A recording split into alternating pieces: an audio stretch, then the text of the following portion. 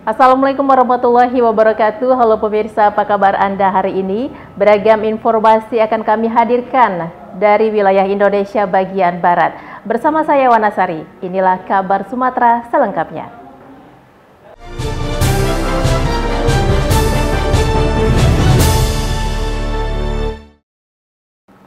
Sebanyak 370 calon jemaah haji mengikuti bimbingan manasik haji yang digelar Kementerian Agama Kantor Wilayah Kabupaten Deli Serdang.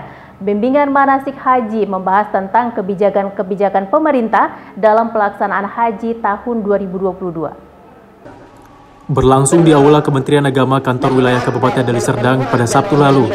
Ratusan jemaah calon haji Deli Serdang mengikuti bimbingan manasik haji. Kegiatan ini bertujuan untuk memberikan pembekalan kepada jemaah calon haji tentang pelaksanaan haji, baik rukun wajib maupun sunnah haji.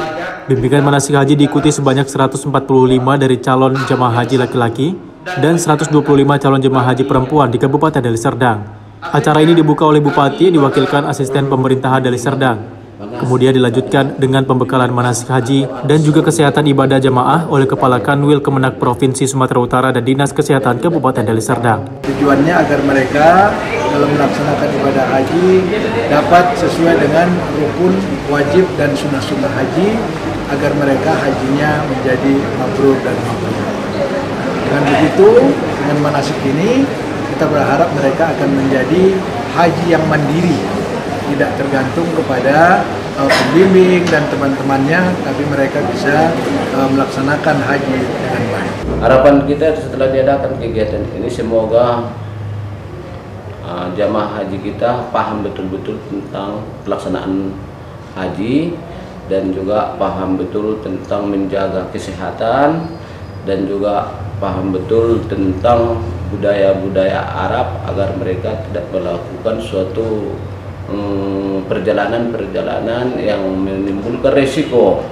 Untuk itu semoga haji kita menjadi haji mabrur yang dapat melaksanakan rukun dan syarat haji. Semoga mereka itu juga sehat walafiat, terhindar dari COVID-19. Kegiatan manasik haji ini berlangsung selama 2 hari. Selain pembekalan tata cara pelaksanaan ibadah haji, jemaah calon haji juga dibekalkan dengan mengenalkan budaya dan peradaban Arab. Dari Medan, Sumatera Utara, tim TV One mengabarkan. DPRD Kota Medan menggelar rapat paripurna dalam agenda penyampaian nota pengantar kepala daerah terhadap Ranperda Kota Medan tentang pertanggungjawaban pelaksanaan APBD tahun 2021. Dalam rapat paripurna ini, Ketua DPRD apresiasi terhadap laporan keuangan Pemko Medan yang kembali meraih predikat opini wajar tanpa pengecualian. Rapat paripurna DPRD Kota Medan dengan beragendakan penyampaian nota pengantar kepala daerah terhadap Ranperda Kota Medan tentang pertanggungjawaban pelaksanaan APBD tahun 2021 tersebut dipimpin langsung Ketua DPRD Kota Medan, Hashim, bersama 3 Wakil Ketua DPRD, yakni Ihwan Ritonga, Rajudin Sagala, dan Bahrum Syah, serta dihadiri Wali Kota Medan Bobi Nasution dan wakilnya. Dalam rapat paripurna itu, Wali Kota Medan Bobi Nasution menyampaikan realisasi pendapatan daerah Kota Medan pada tahun 2021 mencapai 96,43% dari target yang ditetapkan, di mana pada 2021 tercatat realisasi pendapatan daerah Kota Medan sebesar 5 triliun lebih, yang terdiri dari 1,9 triliun berasal dari pendapatan asli daerah atau PAD, 2,9 triliun rupiah pendapatan transfer, dan 139 miliar rupiah pendapatan daerah lain-lainnya. Sedangkan untuk realisasi belanja daerah secara akumulatif mencapai 4,49 triliun rupiah atau 7,85% dari target anggaran yang ditetapkan.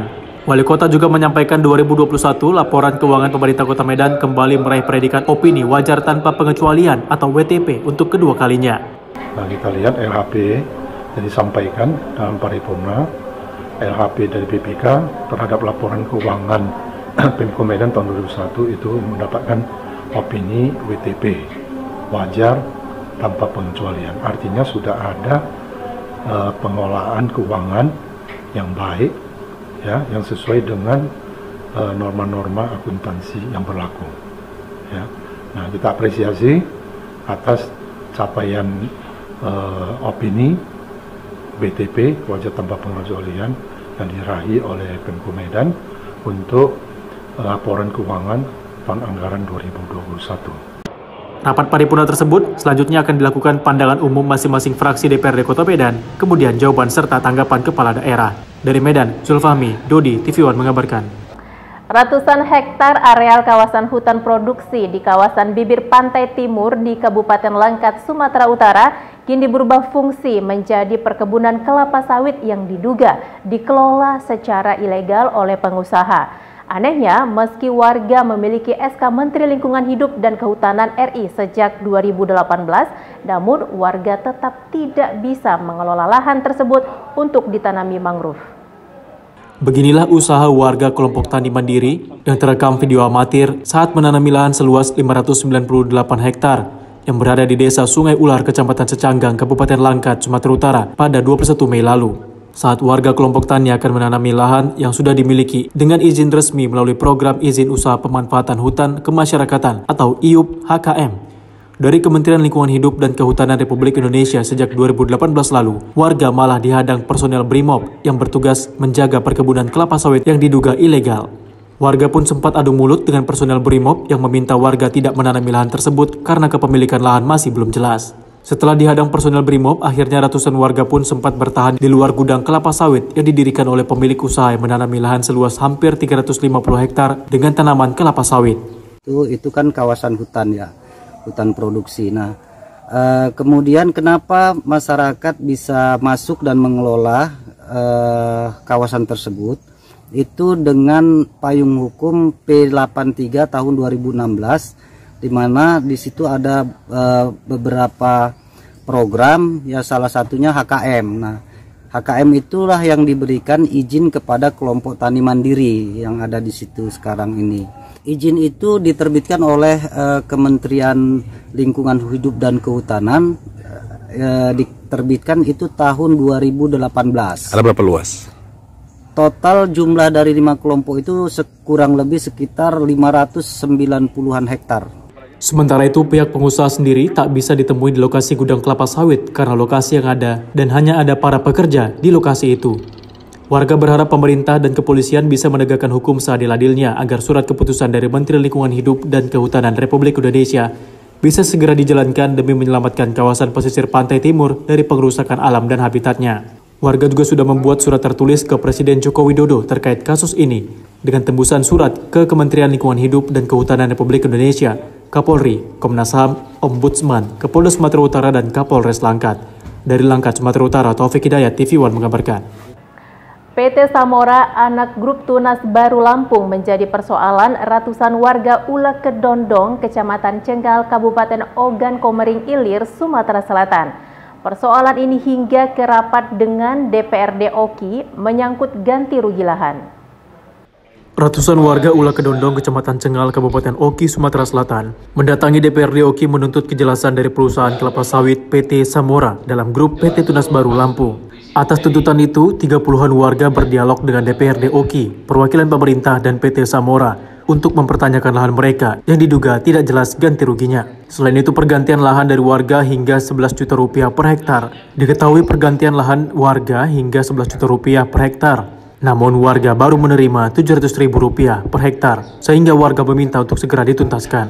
Selain itu, warga juga membahas mengenai tidak jelasnya lahan inti plasma sejak hampir 7 tahun lalu, senilai 30% yang dijanjikan, serta tidak adanya sosialisasi kepada warga sebelum adanya perusahaan sawit di desa tersebut. Pihak warga menduga ada beberapa oknum yang mengatur sedemikian rupa, sehingga warga hanya bisa menerima saja apa yang ditetapkan perusahaan, padahal mereka tidak merasa diberitahu akan hal itu. Salah satunya seperti permasalahan inti plasma. Ada beberapa item, satu tentang harga pembebasan lahan, kedua tentang ada indikasi 30% dipotong dari hak masyarakat yang itu tidak tertuang dalam peraturan undang-undang. Yang ketiga, kejelasan plasma. Plasma kita ini sudah berjalan kurang lebih sekitar 5 atau 6 tahun. Sampai hari ini pun juga tidak ada kejelasan. Dan kita berkali-kali melalui kepala desa yang definitif, tokoh-tokoh masyarakat menanyakan tetap tidak ada kejelasan. Saya sebagai kepala desa Ula Kedondong baru terpilih, jadi tetap mengakomodasi seluruh tuntutan masyarakat. Sementara pihak perwakilan dari PT Samora tidak bersedia untuk memberikan keterangan. Tidak ada titik temu, tentu kita adalah negara hukum, tentu proses selanjutnya bisa ditempuh secara hukum. Dari Sumatera Selatan, Junjati Patra, TV One mengabarkan. Rapat paripurna ke-7 masa persidangan pertama Dewan Perwakilan Rakyat Daerah Kota Palembang kembali digelar dengan 8 agenda pembahasan.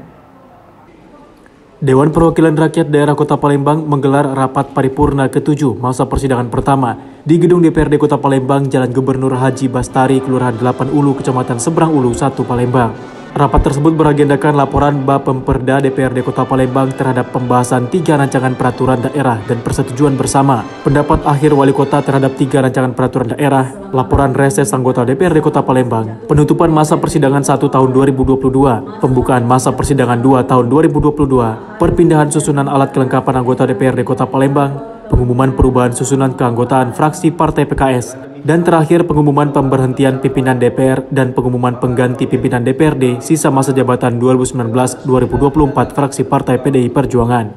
Banyaknya agenda yang dibahas dalam paripurna ke-7 ini membuat rapat yang dihadiri oleh Ketua DPRD Kota Palembang Zainal Abidin, Wali Kota Palembang Harno Joyo, berlangsung alot hingga petang hari. Rapat paripurna pada hari ini memakan waktu yang cukup lama karena banyak sekali agenda, kurang lebih ada 8 agenda paripurna dan ada beberapa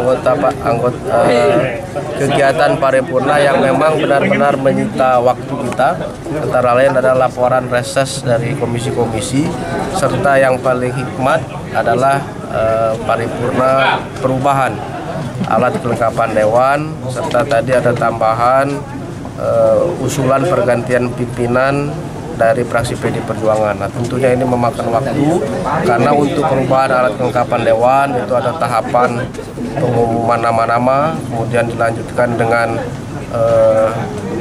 musyawarah untuk menentukan struktur di komisi-komisi, sehingga inilah yang membuat waktu kita paripurna ini cukup panjang. Dari Palembang, Sumatera Selatan, Febriansyah, TV One mengabarkan. Barisan Pemuda Nusantara Bapera Kabupaten Langkat memberikan bantuan kepada 2 kepala keluarga korban kebakaran di Desa Sukamaju, Kecamatan Tanjung Pura, Kabupaten Langkat.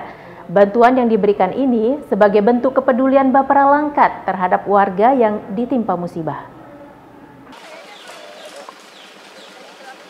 Kedatangan rombongan Bapera Langkat ke lokasi kebakaran dipimpin langsung oleh Ketua Bapera Langkat Riki Antoni. Selain melihat kondisi 2 unit rumah warga yang terbakar pada 25 Mei lalu, Riki dan Bapera Langkat juga memberikan bantuan berupa sembako dan bahan pangan lainnya, serta uang tunai untuk 2 keluarga. Ketua Bapera Langkat mengatakan pemberian bantuan kepada 2 keluarga korban kebakaran ini merupakan bentuk respon cepat dari Bapera Langkat untuk membantu warga yang terkena musibah.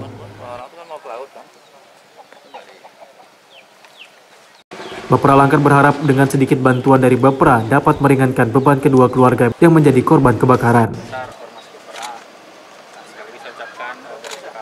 Kegiatan ini juga sebagai tindak lanjut dari instruksi Ketua Umum Barisan Pemuda Nusantara agar kehadiran Bapera di daerah memberikan manfaat bagi warga sekitar.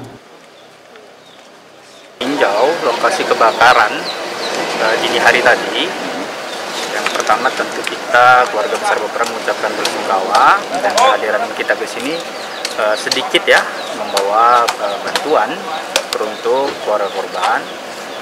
Semoga apa yang kita bawa dapat sedikit meringankan beban para keluarga korban rumah kebakaran ini.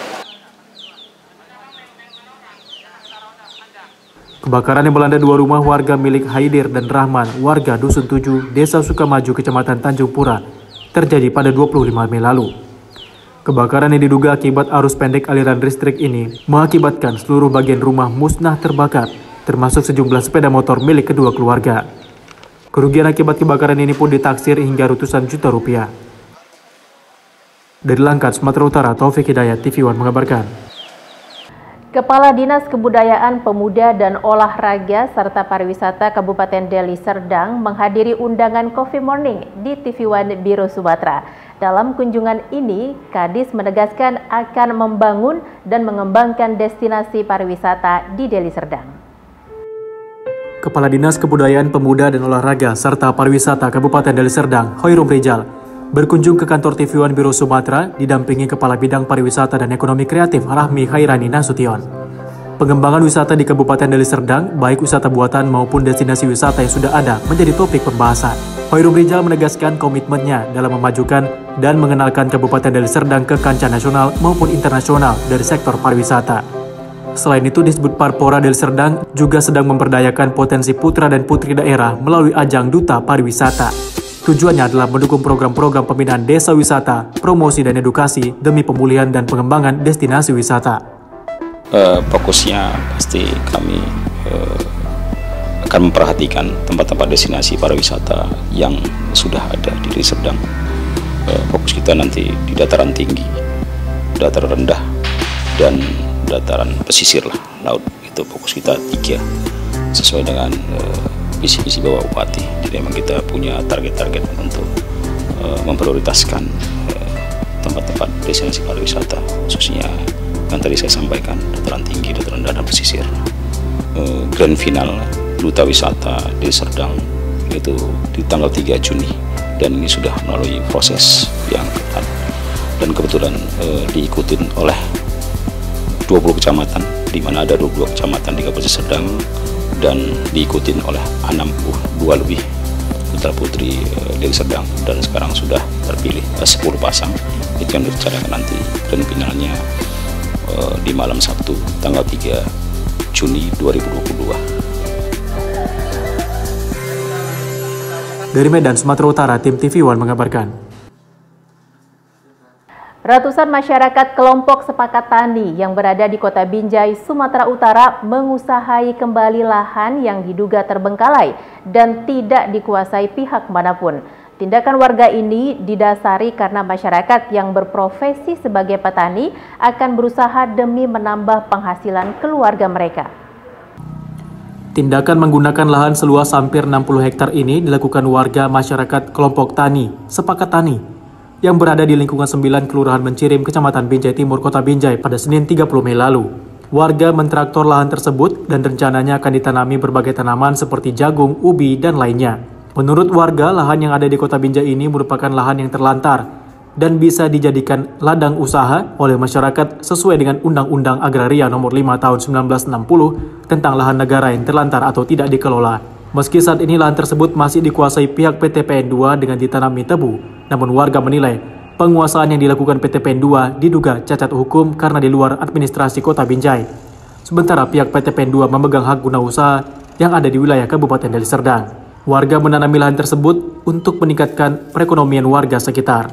Makanya hal ini kami sebagai warga Kota Binjai yang tergabung dalam sepakat tani ingin menjaga wilayah kami, wilayah Binjai pada khususnya, daripada yang melanggar peraturan-peraturan. Sesuai dengan semboyan kami yang tertera pada plan kelompok kami adalah penegakan peraturan pemerintah nomor 10 tahun 1989 tentang batas-batas wilayah Kota Binjai, Deli Serdang, dan Kabupaten Langkat. Untuk tahap awal kami akan berencana 60 hektar dulu, dan selanjutnya nanti bagaimana perkembangan ke depannya kita lihat ke belakangnya nanti. Memang secara surat administrasi tadi itu lahan ini memang dianggap terbengkalai ya Bang ya?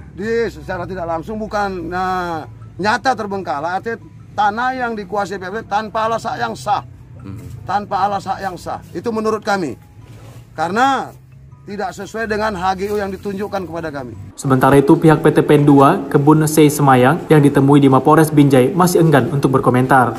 Pasalnya, pihak PT PN2 Kebun C Semayang sudah melaporkan tindakan warga di lahan tersebut ke Mapolres Binjai karena pihak PT PN2 menganggap bahwa lahan tersebut masih dalam hak guna usaha mereka. Warga berharap agar pemerintah secepatnya menetapkan status lahan terlantar tersebut dan bisa menyerahkannya ke masyarakat agar masyarakat petani bisa tetap bercocok tanam di daerah itu. Dari Binjai, Sumatera Utara, Taufik Hidayat, TV One mengabarkan.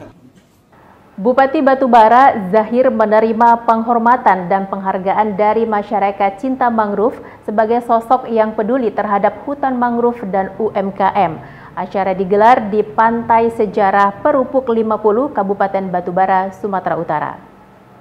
Acara yang dihadiri oleh ratusan warga sekitar, tokoh pemuda, mahasiswa dan tokoh agama serta anak yatim ini berlangsung dengan suasana hikmat dan keakraban. Sejumlah tokoh menyampaikan kata sambutan tentang dinamika dan kemajuan yang telah dicapai oleh warga sekitar Pantai Sejarah sejak objek wisata itu ditangani serius oleh pemerintah Kabupaten Batubara. Selain itu, Bupati Batubara, Zahir, menyebut baik upaya yang dilakukan guna menjadikan objek wisata Pantai Sejarah sebagai destinasi wisata mangrove dan program-program yang nantinya akan dilakukan. Kita bersyukur bahwa Pantai Sejarah yang memiliki sejarah, ya, pertama Jepang masuk ke Sumatera Utara, sekarang sudah ditata dengan baik.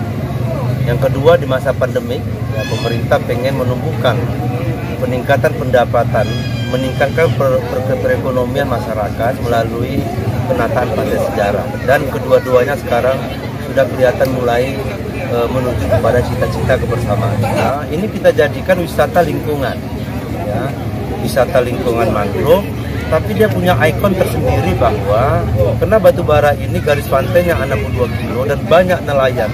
Orang kenal Batubara pasti dalam pikirnya nelayan. Nah, kalau di sini dibuat food court, ya, tempat bakar ikan yang memiliki rasa baik, ada arena wisata, ada kuliner, kemudian ikan itu segar, sehingga kalau orang Sumatera Utara cerita ikan bakar pasti ingatnya Batubara. Kita ingin munculkan itu di permukaan. Sementara dalam kesempatan itu, pengembangan daerah ini turut didukung atau didampingi oleh para akademisi dan mahasiswa Batubara yang menginginkan lokasi tersebut dikelola dengan baik. Jadi melakukan pendampingan di dalam proses-proses pelaksanaan pengelolaan perhutanan sosial.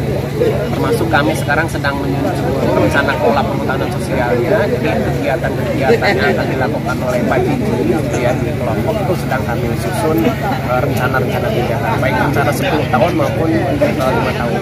Dari Batubara, Sumatera Utara, Jasa Manurung, TV One mengabarkan. Partai Kebangkitan Nasional menggelar rapat koordinasi cabang ke-1 serta pengukuhan pengurus kecamatan di Musi Banyuasin, Sumatera Selatan. Rapat digelar meriah dan diikuti oleh ribuan simpatisan.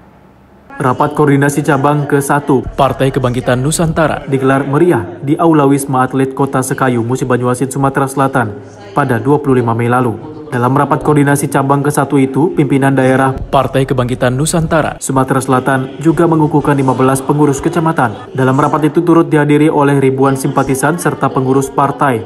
Juga dihadiri pimpinan daerah Sumatera Selatan Hajah Lusianti, Faisal Abdurrahman, Sekretaris Badan Pemenangan Pemilu Nasional, serta pimpinan cabang Musi Banyuasin Bambang Karyanto.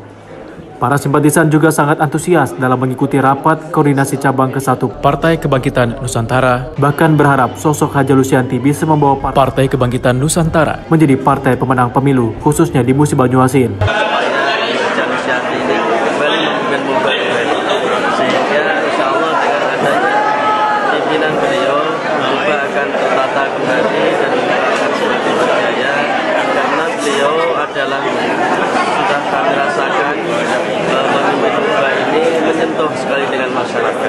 Mudah-mudahan partai ini akan menjadi partai pemenang ya nanti apabila insya Allah dapat ikut dalam peserta pemilu 2024 di Musi Banyuasin, maka harapan saya Partai Kebangkitan Nusantara ini akan menjadi partai pemenang. Untuk Musi Banyuasin sudah 100% baik kecamatan dan syarat-syarat untuk verifikasi faktual. Untuk Sumatera Selatan, untuk kabupaten sudah 100%, tapi kecamatan masih 92,8%. Usai melaksanakan rapat cabang, pimpinan daerah Partai Kebangkitan Nusantara, Lusianti langsung meresmikan kantor cabanak Partai Kebangkitan Nusantara, serta memberikan bantuan sembako kepada 1.000 warga miskin dan anak yatim. Dari Musi Banyuasin, Sumatera Selatan, Puja Kusuma, TV One mengabarkan. Pemerintah Kabupaten Ogan Komering Ulu Timur bekerjasama dengan TNI Angkatan Darat menggelar upacara pembukaan Diklaksar Satpol PP Angkatan 8 di lapangan pusat latihan tempur. Satuan Polisi Pamong Praja Kabupaten Ogan Komering Ulu Timur kembali melatih ketangkasan dan kedisiplinan anggotanya. Pelatihan yang masuk dalam angkatan ke-8 ini dilaksanakan di pusat latihan tempur TNI AD selama 15 hari. Sedikitnya 8 pelatihan yang akan diberikan kepada 119 anggota Pol PP yang ikut dalam Diklaksar tersebut. Di antaranya pendidikan kepemimpinan, pengendalian huru-hara, baris berbaris, dan kedisiplinan satuan. Bupati Oku Timur Lanosin mengatakan dalam Diklaksar tersebut peserta akan dilatih menjadi seorang pemimpin, sehingga nantinya saat selesai pendidikan dapat berubah pola kedisiplinan, attitude terhadap atasan dan bawahan. Dan ini berada di wilayah 3 Oku ya. Hari ini dihadiri oleh Oku Induk dan juga Oku Selatan. Dan ini kesempatan yang sangat luar biasa karena kita berada di pusat latihan tempur yang bukan lagi berskala internasional, tapi sudah menjadi kelas internasional.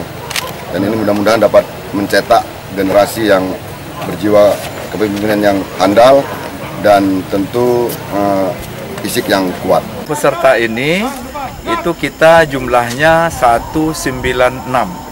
Cepat, lari yang putri. Dan juga mengikuti diksarnya selama 15 hari di Puslatpur dengan materi-materi dari luar juga ada, dari dalam Puslatpur juga ada.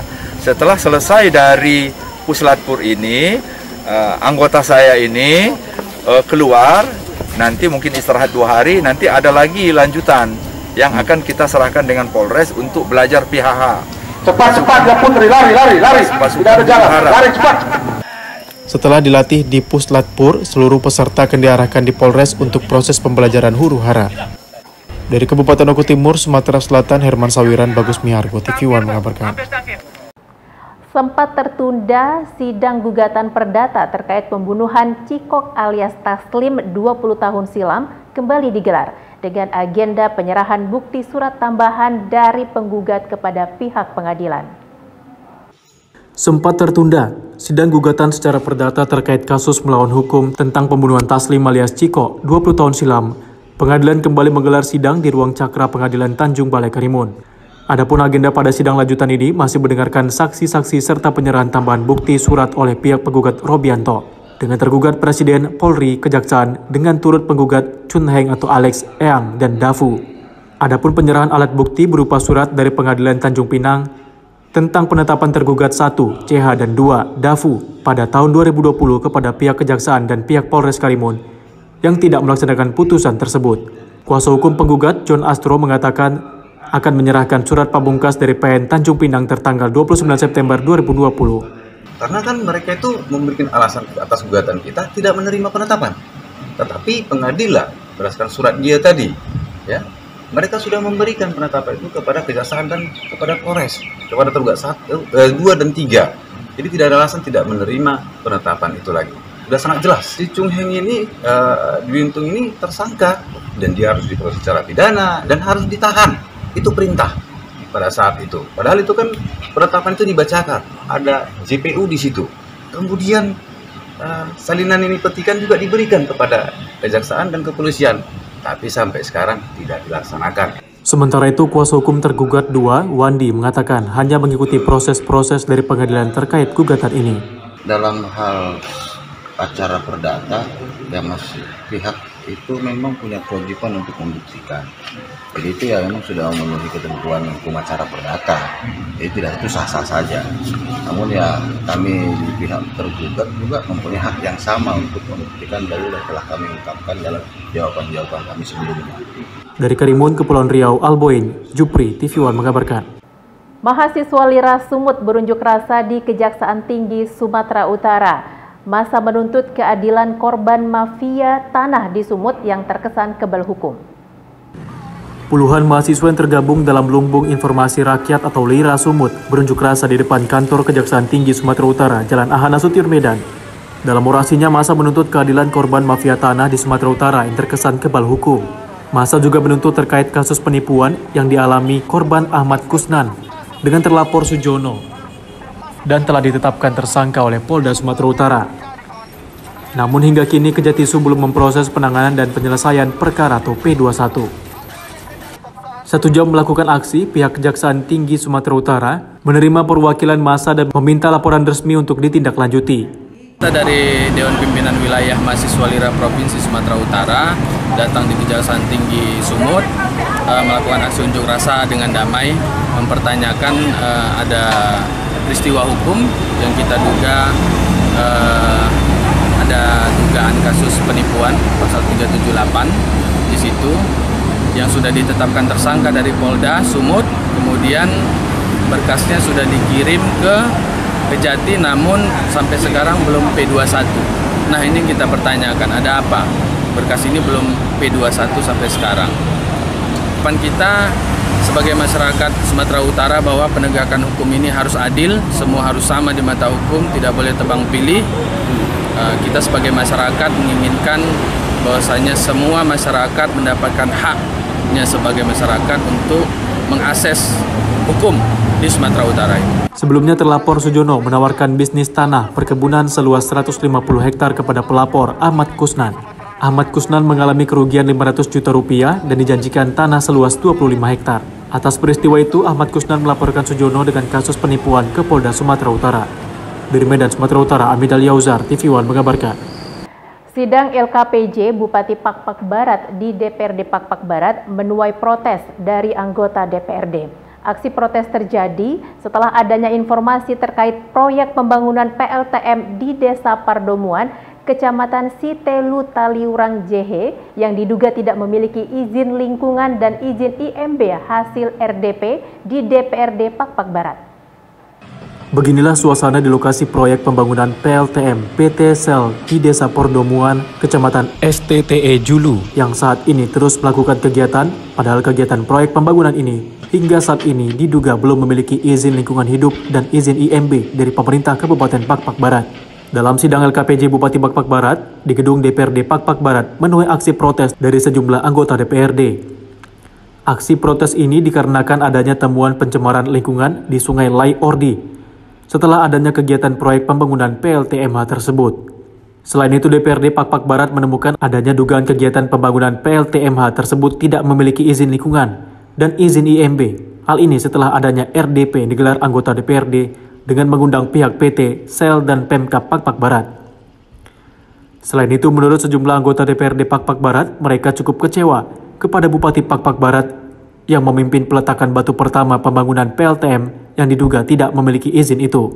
Pihak DPRD Pakpak Barat berencana membentuk pansus terhadap temuan ini yang cukup merugikan masyarakat banyak karena adanya pencemaran lingkungan hidup di Sungai Lai Ordi.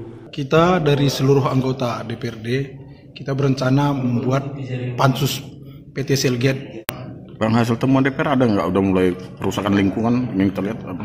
Kita sudah melakukan RDP dengan PT Sel, juga dengan pemerintah yang di dalamnya termasuk DPRD, juga dengan bagian lingkungan dari PU, juga dari perizinan pintu-pintu. Dari hasil temuan kami di lapangan, PT Sel ini tidak mengantongi izin yang memenuhi syarat di sana. Ada beberapa item izinnya belum ada sampai sekarang.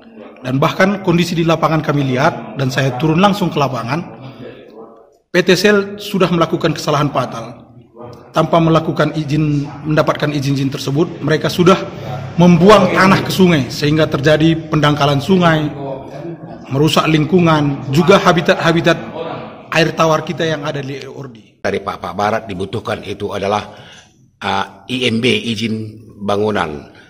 Belum keluar sampai sekarang ataupun masih dalam proses, tapi mereka itu sudah bekerja dan sudah mendirikan bangunan di sana.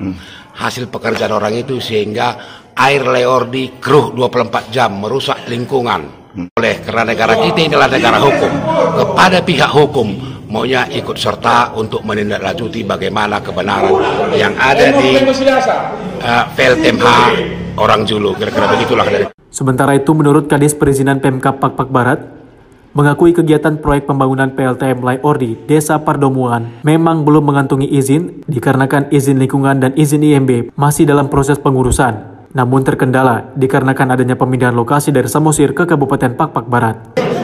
Samosir. Oh, dari Samosir. Dari Pak Barat? Pak Barat tinggal IMB-nya. IMB. Izin lingkungan udah belum? Masih diproses. Berarti Samosir ya? Iya, sudah itu Samosir. Karena dulu batas lokasi itu masih Samosir. Begitu keluar Permendagri bahwa lokasi sudah menjadi Pakpak Barat. Karena kemarin saya perintahkan dirasionalkan kembali izinnya ke Pakpak Barat. Berarti izin belum ada ya? Izin dari Pakpak Baratnya belum. Hanya IMB-nya belum ada ya, belum ada sama sekali belum. Masih pengurusan.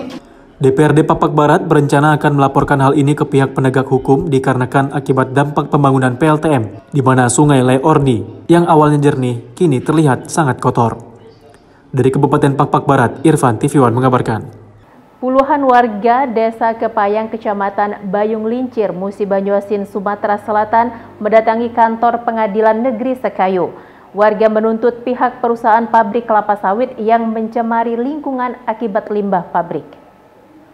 Puluhan warga yang berasal dari Desa Kepayang, Kecamatan Bayung Lincir, Musi Banyuasin, Sumatera Selatan mendatangi kantor Pengadilan Negeri Sekayu. Warga menuntut adanya pencemaran limbah pabrik kelapa sawit PT Mentari Subur Abadi serta PT Mutu Agung Lestari sebagai perusahaan yang mengeluarkan izin sertifikasi ISPU. Warga menggugat dua perusahaan tersebut di Pengadilan Negeri Sekayu. Adanya pencemaran limbah pabrik kelapa sawit mengakibatkan banyak warga yang menderita penyakit sesak nafas, gatal-gatal, serta bau tak sedap.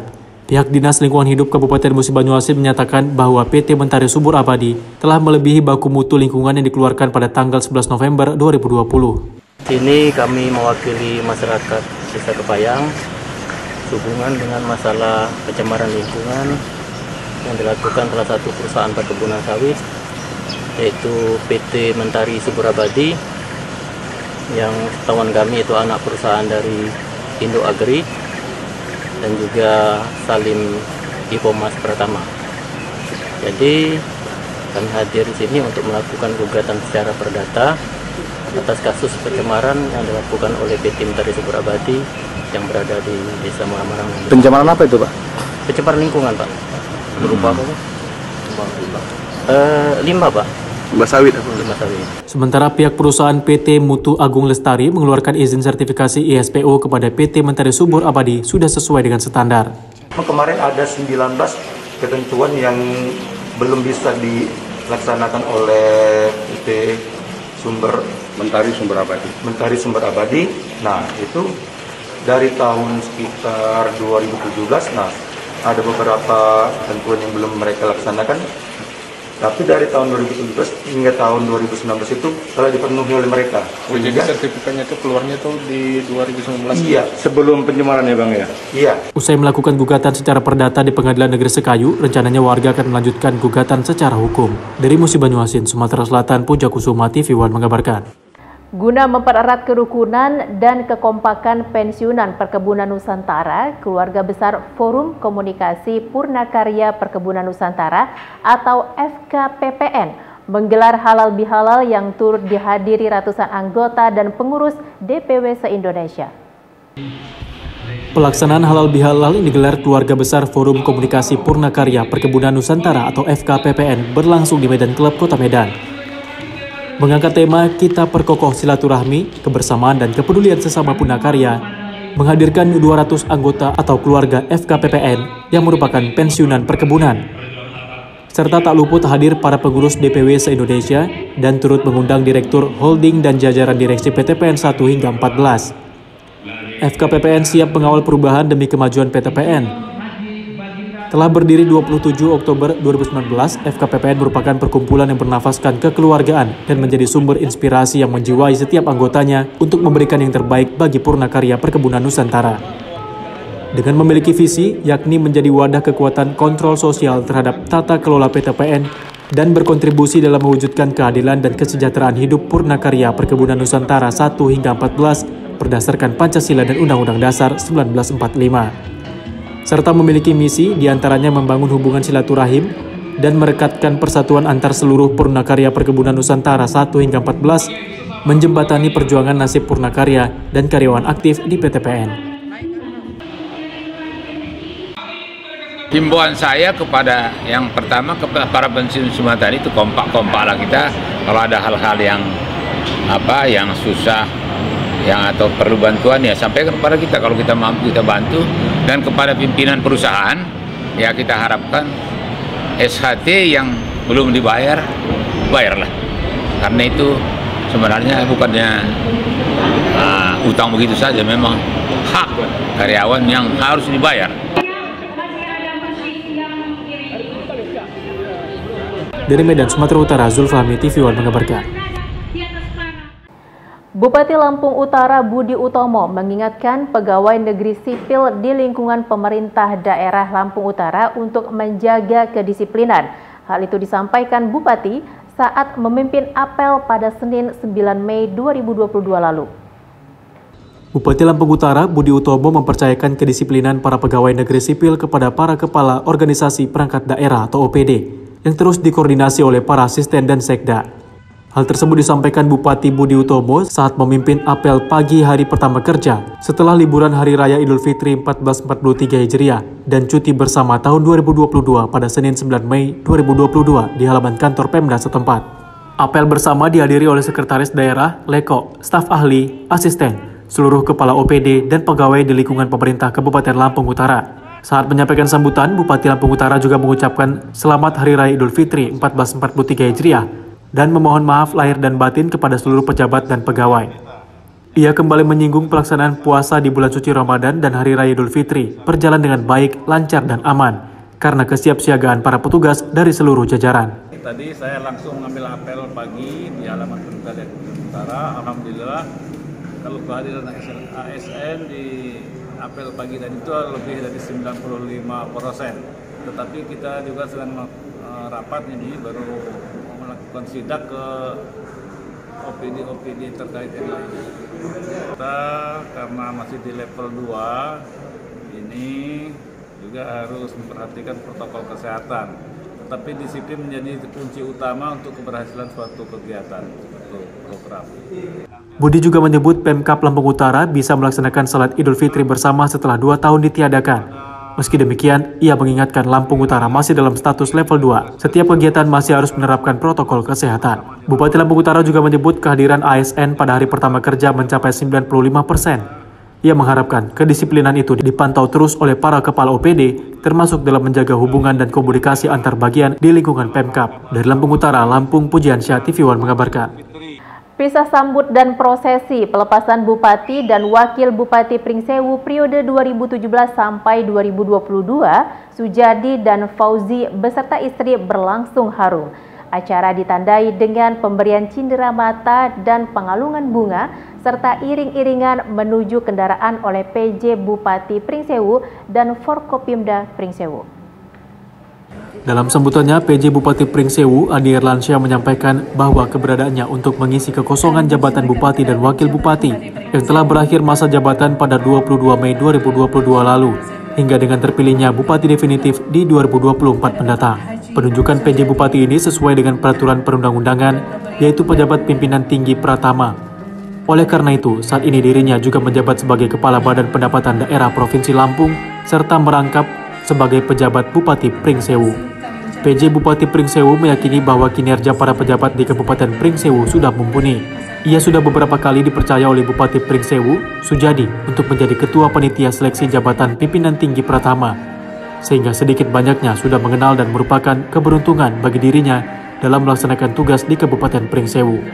Sementara itu, Bupati Pringsewu periode 2017-2022, Sujadi, didampingi Wakil Bupati Fauzi menyampaikan permohonan maaf kepada jajaran pemerintah daerah, Forkopimda dan masyarakat Pringsewu atas program pembangunan yang tidak dapat terrealisasikan akibat keterbatasan yang ada. Karena terjadi berakhirnya masa jabatan Pak Sujadi dan Pak Fauzi, maka sementara menunggu sampai dengan pemilihan Bupati definitif itu ditunjuk penjabat Bupati. Dan saya telah mendapat SK dari Mendagri ditugaskan sebagai penjabat Bupati. Nah, tugasnya itu yang paling utama adalah memimpin penyelenggaraan urusan pemerintahan yang menjadi undangan daerah. Kemudian juga menjalankan kebijakan yang telah disepakati bersama DPRD. Kemudian juga menjaga ketertiban. Dari Pringsewu, Lampung, Pujiansyah, Nanang, TV One mengabarkan. Kantor Kementerian Agama Lampung Utara menggelar manasik haji 1443 Hijriah di lapangan tenis indoor Kelapa 7, Kota Bumi Selatan 24 hingga 25 Mei 2022. Peragaan ibadah haji ini menyertakan ratusan jemaah calon haji. Manasik haji Lampung Utara dibuka oleh Bupati Lampung Utara Budi Utomo dengan dihadiri perwakilan kantor wilayah Kementerian Agama Lampung, yaitu Subkoordinator Seksi Bina Haji Reguler dan Advokasi Haji Bidang PHU Akhor Wiwit Sudiono, serta dihadiri Kapolres Lampung Utara AKBP Kurniawan Ismail dan Kepala OPD terkait. Lampung Utara tahun ini berencana memberangkatkan 225 jemaah calon haji. Para peserta sudah terdaftar sejak 10 tahun lalu. Jemaah bakal bergabung dengan rombongan Lampung sebanyak 8 kelompok terbang. Keberangkatan kloter Lampung direncanakan 5 hingga 20 Juni mendatang. Kepastian jadwal pemberangkatan pun masih menunggu keputusan pusat. Pemerintah Arab Saudi memberikan syarat jemaah calon haji maksimal 65 tahun. Calon jemaah haji dari Lampung Utara bisa berangkat seluruhnya karena usia tertua 64 tahun 4 bulan bernama Haryati, yang berprofesi sebagai petani asal desa Sumberagung, Kecamatan Seragi, Lampung Selatan.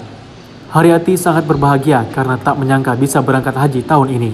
Setelah menunggu 10 tahun, ia masuk daftar keberangkatan tahun 2022. Menjelang keberangkatan ke Tanah Suci, jemaah calon haji dituntut menjaga kesehatan fisik dan mental. Sementara jemaah calon haji termuda Lampung Utara atas nama Yoga, 27 tahun, warga Bunga Mayang. Ia berterima kasih kepada orang tua yang mendaftarkan haji bersama-sama pada 2010, di mana saat itu ia baru duduk di bangku SMP. Yoga dan orang tuanya tidak menyangka akan berangkat pada tahun ini setelah tertunda selama 2 tahun akibat pandemi COVID-19. Kepala Kantor Kementerian Agama Lampung Utara, Totong Sunardi, menjelaskan persiapan 225 jemaah calon haji dengan mengikuti manasik haji selama 2 hari. Manasik haji tingkat kecamatan juga digelar meliputi 4 lokasi. Bupati Lampung Utara, Budi Utomo, berpesan kepada seluruh jemaah calon haji untuk mengikuti manasik haji dengan serius, di mana kegiatan itu akan menjadi bekal pelaksanaan ibadah haji di Tanah Suci. Bupati juga mengingatkan jemaah selalu menjaga kesehatan agar kesiapan fisik tetap prima.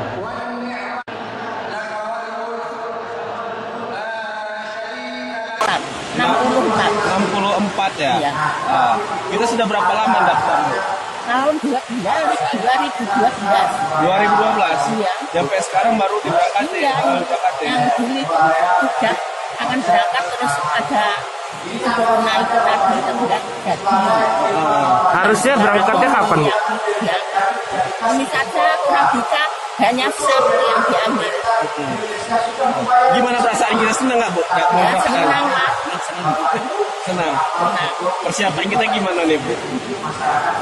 Persiapan ya, cuman ya udah persiapan ya, akan berangkat dulu.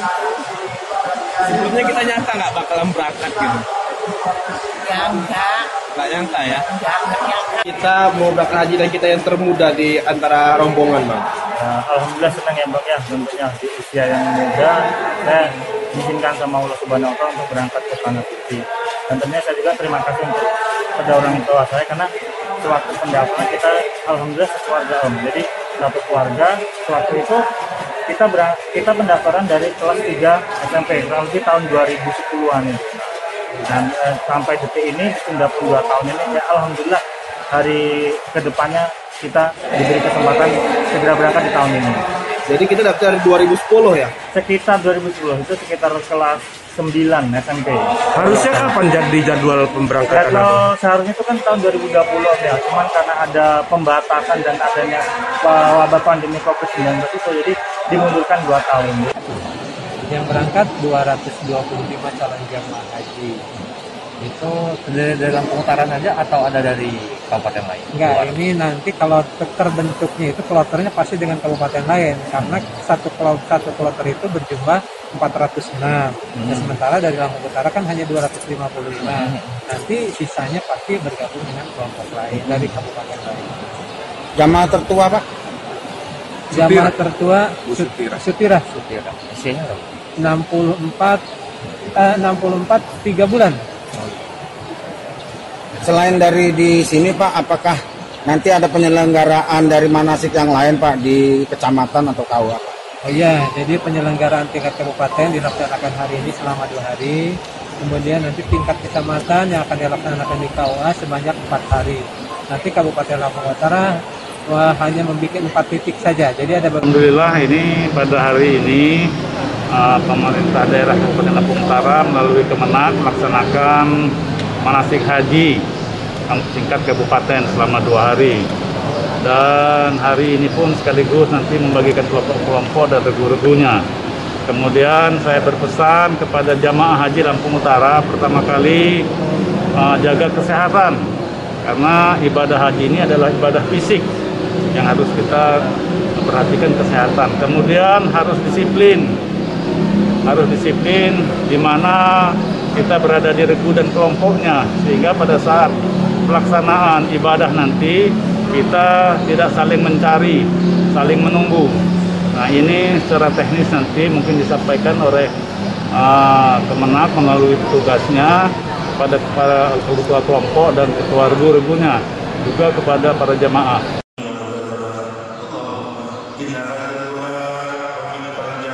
Dari Lampung Utara, Lampung, Pujiansyah, TV One mengabarkan.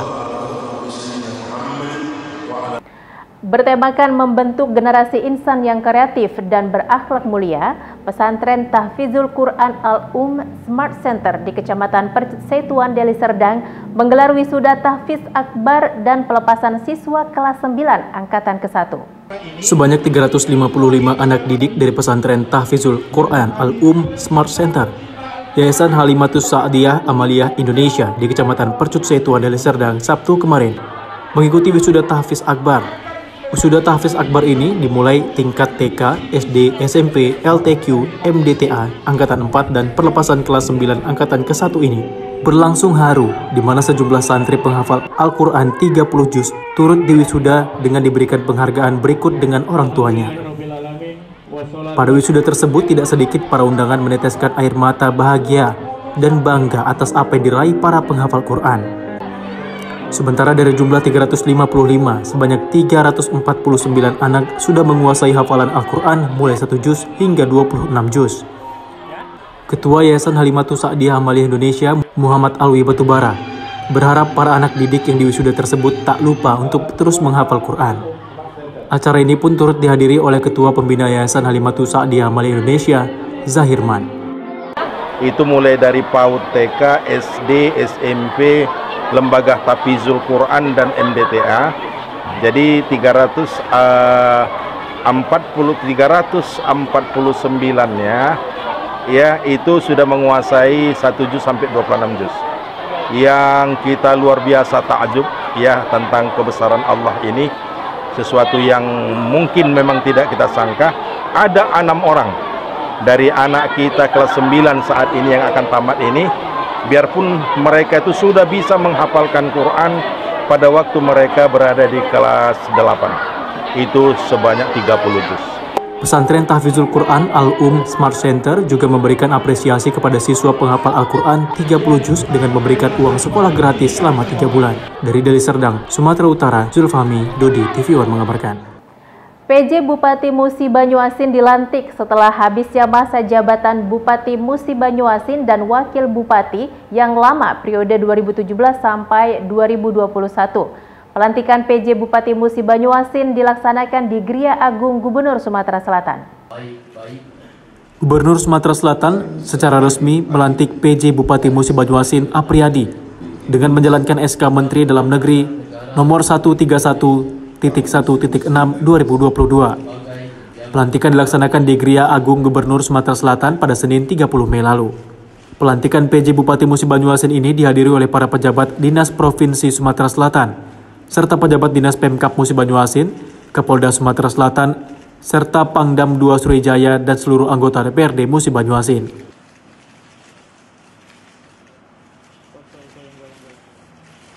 Alhamdulillah hari ini saya sudah dilantik oleh Pak Gubernur kebanggaan kita menjadi pejabat Bupati Musi Banyuasin.